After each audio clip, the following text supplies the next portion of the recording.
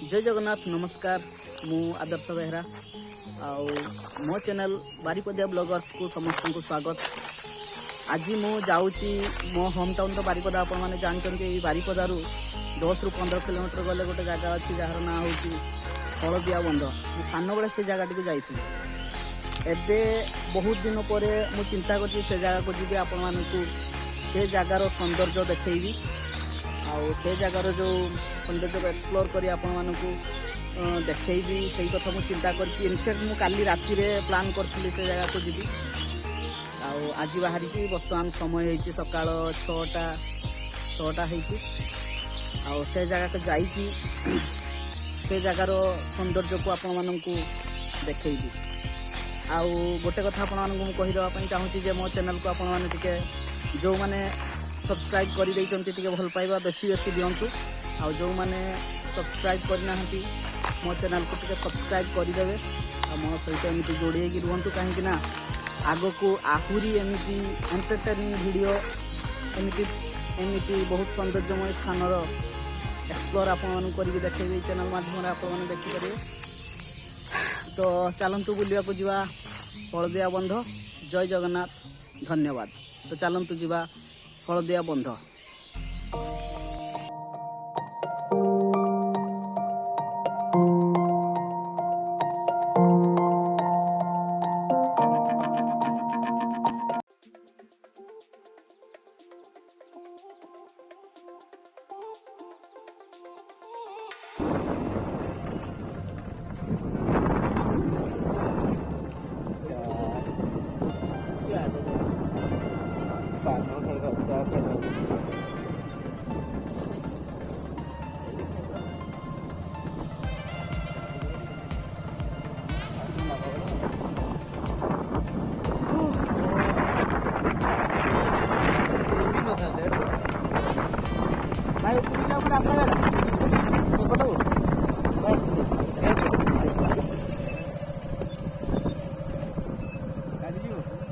गाड़ी जो गाड़ी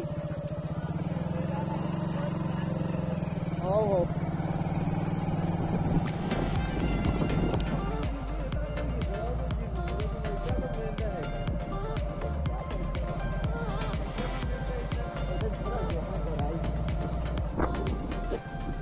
जीवाई कराई। तो फाइनाली गाइज आम आसिक पहुँची जाइए हलदिया बंधरे माने आपण को देखेबी एटिकार जो सौंदर्य आपण माने देखिबे निश्चित भाव में आपण माने खुशी हो। तो बहुत कष्ट है माने रास्ता पूरा खाल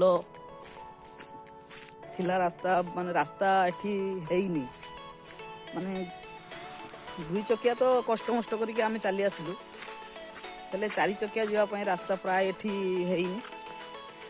तो आम आसिक फाइनाली पहुँची जाइए हलदिया बंधर। आपण देखेबी हलदिया बंधर जो सबुजिमा और सौंदर्य आपण मैंने देखिक निश्चित विभोर हेबे। तो देखंतु हलदिया बंधर सौंदर्य एपटे देखंतु चली पत्थर पैकिंग काम। तो एटा को हलदिया बंध जो छोट आकार रे थिला सेटा को बहुत बड़ करी करा होची रिनोवेशन करा होची आपर जिते कंप्लीट हो से हलदिया बंध मैंने आहरी सौंदर्य पूरा 2 गुण होते बुलापी बेसी मजा लगे। तो एबे जहाँ अच्छी एबे आपण देखा देखु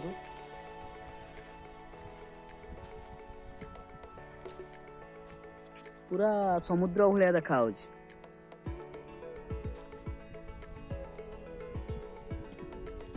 बहुत सुंदर नजारा।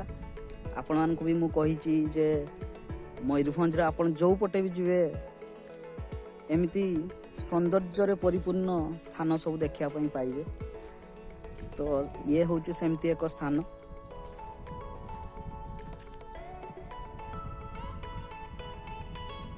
किए कथा हो से माछ धरच ना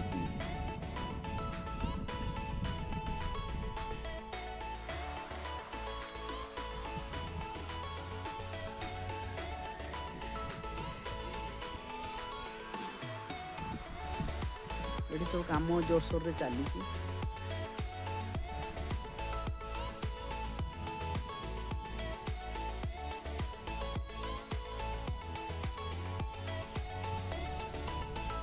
एटी की नदी एटा किस जंभिरा जंभिरा तो देउली बंध झरणा फरणा हेतु ना।